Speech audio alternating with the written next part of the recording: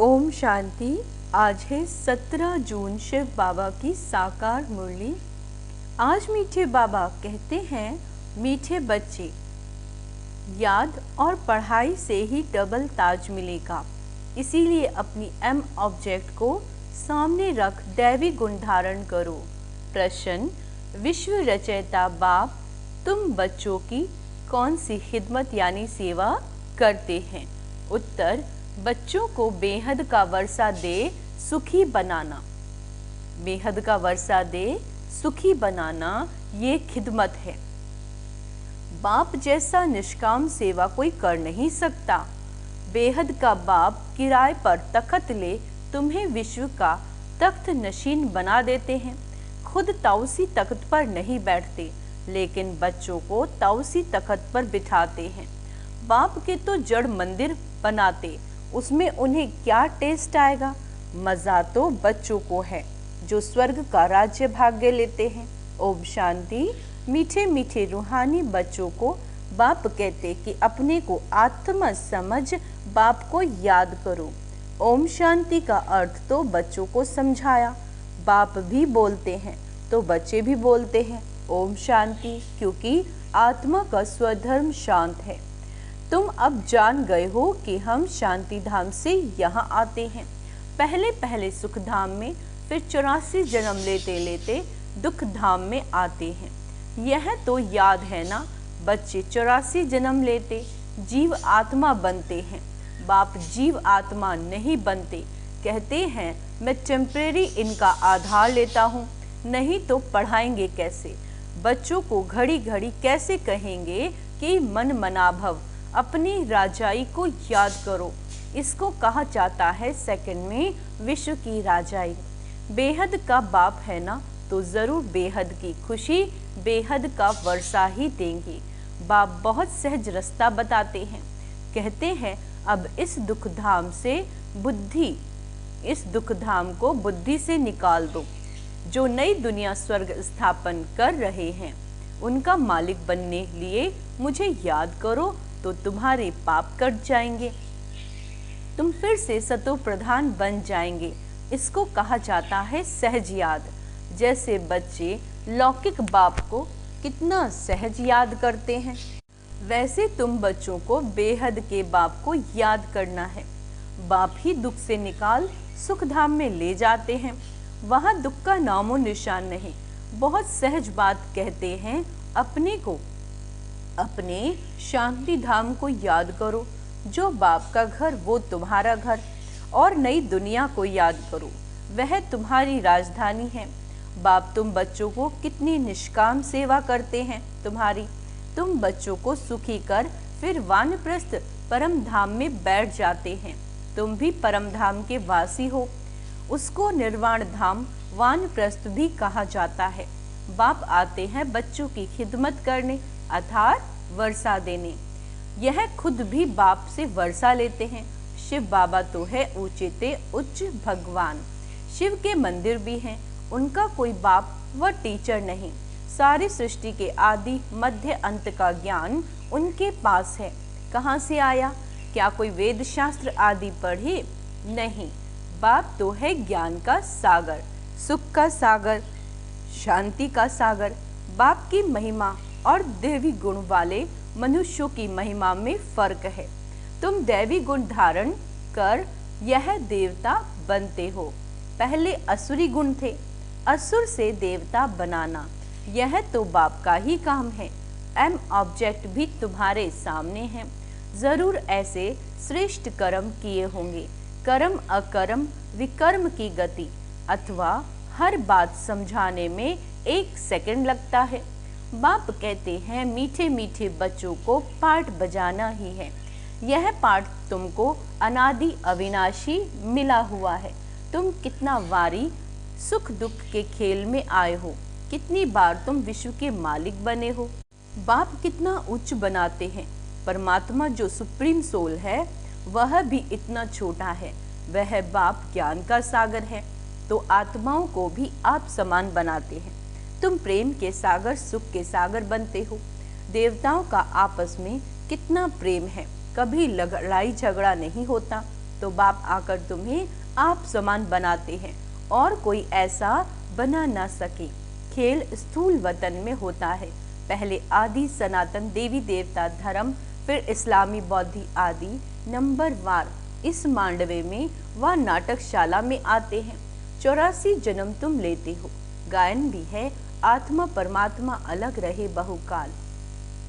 बाप कहते मीठे मीठे बच्चों, पहले पहले विश्व में पाठ बजाने तुम आए हो। मैं तो थोड़े समय के लिए इसमें प्रवेश करता हूँ। ये तो पुरानी जुत्ती है। पुरुष की एक स्त्री मर जाती है तो कहते हैं पुरानी जुत्ती गई, अब फिर नई लेते हैं। यह भी पुराना तन है ना।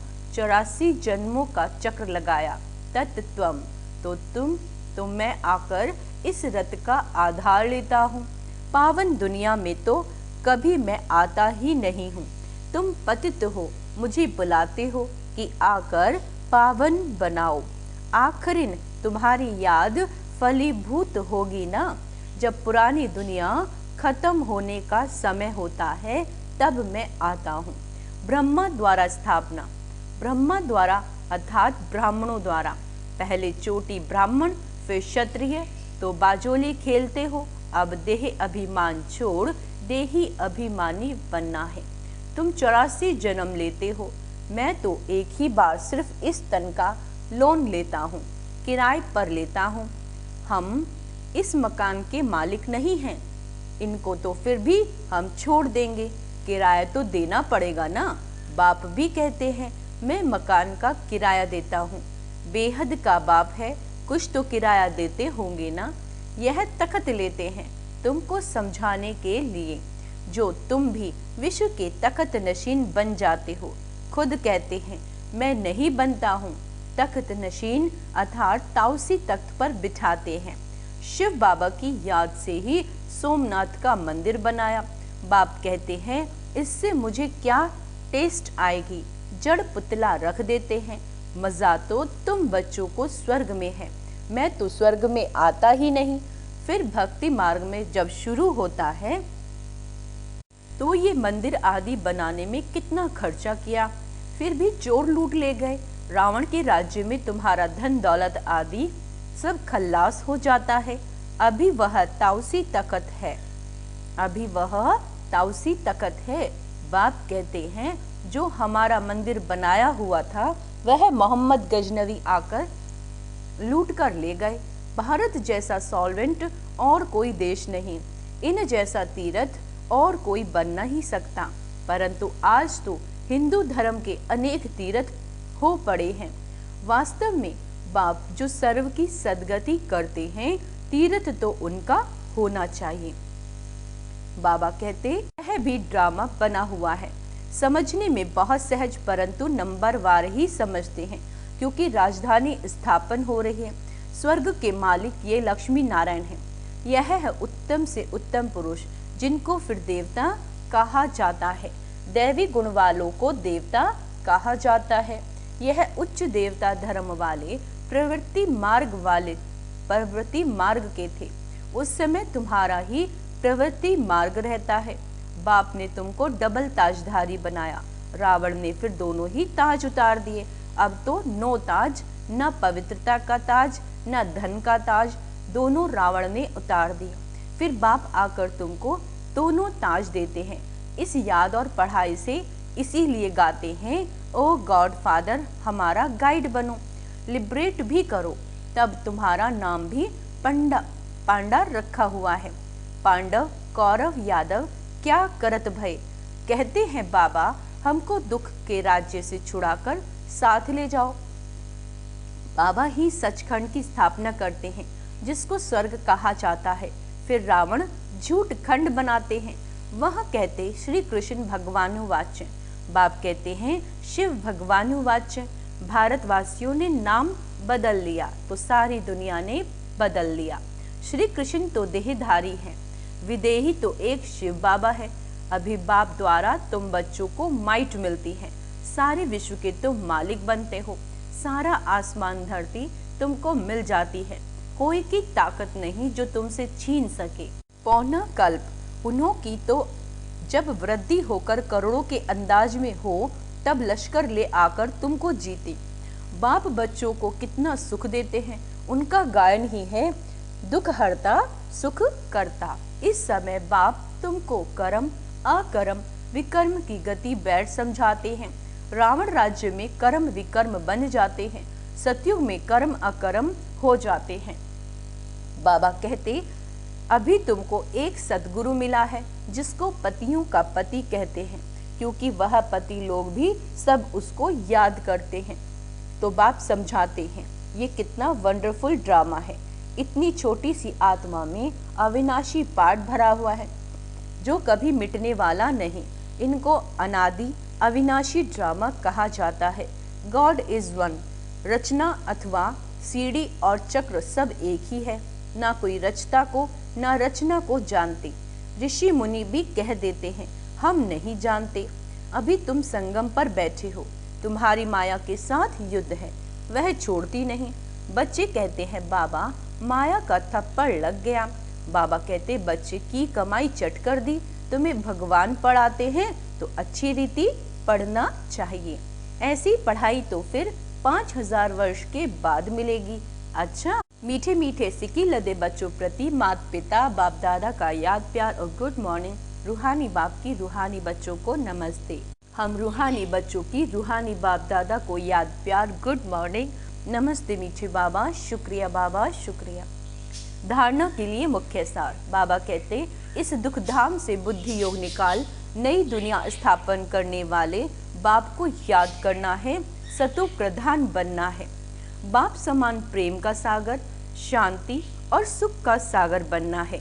कर्म अकर्म और विकर्म की गति को जान सदा श्रेष्ठ कर्म करने हैं। क्या कहा है बाबा ने? कर्म अकर्म विकर्म की गति को जान सदा श्रेष्ठ कर्म करने हैं। वरदान है, सदा उमंग उत्साह में रह, मन से खुशी के गीत गाने वाले अविनाशी खुश नसीब भव। आप खुश नसीब बच्चे अविनाशी विधि से अविनाशी सिद्धियां प्राप्त करते हो।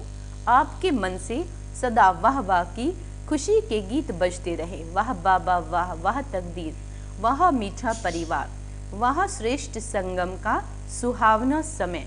हर कर्म वाह वाह है, इसीलिए आप अविनाशी खुश नसीब हो। आपके मन में कभी वाई आई क्यों मैं नहीं आ सकता। क्या नहीं आ सकता? वाई आई मैं क्यों, है ना, ये शब्द जो हैं कि क्यों हो रहा है मैं, ये नहीं आना सकता। वाई की बजाय वाह वाह और आई की बजाय वाह वाह शब्द ही आता है। स्लोगन, जो संकल्प करते हो उसे अविनाशी गवर्नमेंट की स्टैंप लगा दो तो अटल रहेंगे। जो भी हम संकल्प करते हैं, जैसे अविनाशी स्टैंप लगा दो कि ये है ही, तो वो अटल रहेंगे। मातेश्वरी जी के मधुर महावाक्य, जीवन की आश पूरी होने का सुहावना समय। हम सभी आत्माओं की बहुत समय से ये आश थी कि जीवन में सदा सुख शांति मिले। अब बहुत जन्म की आश कब तो पूर्ण होगी ना। अब ये अंतिम जन्म उस अंत के जन्म की भी अंत है। ऐसा कोई नहीं समझे, मैं तो अभी छोटा हूँ, छोटे बड़ों को सुख तो चाहिए ना, परंतु दुख किस चीज से मिलता है उसका भी पहले ज्ञान चाहिए। अब तुमको नॉलेज मिली कि इन 5 विकारों में फंसने के कारण ये जो कर्म बंधन बना है उसको परमात्मा की याद अग्नि से भस्म करना है। यह है कर्म बंधन। तो छूटने का सहज उपाय, इस सर्वशक्तिवान बाबा को चलते फिरते श्वासों श्वास याद करो। अब यह उपाय बताने की सहायता खुद परमात्मा आकर करता है, परंतु इसमें पुरुषार्थ तो हर एक आत्मा को करना है। परमात्मा तो बाप, टीचर, गुरु के रूप में आए हमें वर्षा देते हैं, तो पहले उस बाप का हो जाना है, फिर टीचर से पढ़ना, जिस पढ़ाई से भविष्य जन्म जन्मांतर सुख की प्रारब्ध बनेगी, अर्थात जीवन मुक्ति पद में पुरुषार्थ अनुसार मर्तबा मिलता है और गुरु रूप में पवित्र बनाए मुक्ति देता है। तो इस राज को समझ ऐसा पुरुषार्थ करना है। यही टाइम है पुराना खाता खत्म कर नए जीवन बनाने का। इसी समय जितना पुरुषार्थ कर अपनी आत्मा को पवित्र बनाएंगे, उतना ही शुद्ध रिकॉर्ड भरेंगे, फिर सारा कल्प चलेगा। सो सारे कल्प का मदार इस कमाई पर है। देखो, इस समय ही तुम्हें आदि मध्य अंत का ज्ञान मिलता है। हमको सुदेवता बनना है और अपनी चढ़ती कला है, फिर वहां जाके प्रारब्ध भोगेंगे। वहां देवताओं को बाद का पता नहीं पड़ता कि हम गिरेंगे। अगर ये पता होता तो सुख भोगना फिर गिरना है, तो गिरने की चिंता में सुख भी भोग नहीं सकेंगे। तो ये ईश्वरीय कायदा रचा हुआ है कि मनुष्य सदा चढ़ने का पुरुषार्थ करता है, अर्थात सुख के लिए कमाई करता है। परंतु ड्रामा में आधा पार्ट बना पड़ा है, जिस राज को हम जानते हैं। परंतु जिस समय सुख की बारी है तो पुरुषार्थ कर सुख लेना है। यह है पुरुषार्थ की खूबी। एक्टर का काम है एक्ट करने समय संपूर्ण खूबी से पार्ट बजाना, जो देखने वाले हेयर वाह वाह करें। इसीलिए हीरो हीरोइन का पार्ट देवताओं को मिला, जिन्हों का यादगार चित्र गाया और पूजा जाता है। निर्विकारी प्रवृत्ति में रह कमल फूल अवस्था बनाना, यही देवताओं की खूबी है। इस खूबी को भूलने से ही भारत की ऐसी दशा हुई। अब फिर से ऐसी जीवन बनाने वाला खुद परमात्मा आया हुआ है। अब उनका हाथ पकड़ने से जीवन नैया पार हो गई। अच्छा, ओम शांति। तो आज का स्वमान अभ्यास करेंगे। मैं प्रेम स्वरूप आत्मा हूँ, मैं शांत स्वरूप आत्मा हूँ, मैं सुख स्वरूप आत्मा हूँ, मैं खुश नसीब आत्मा हूँ। अच्छा, ओम शांति।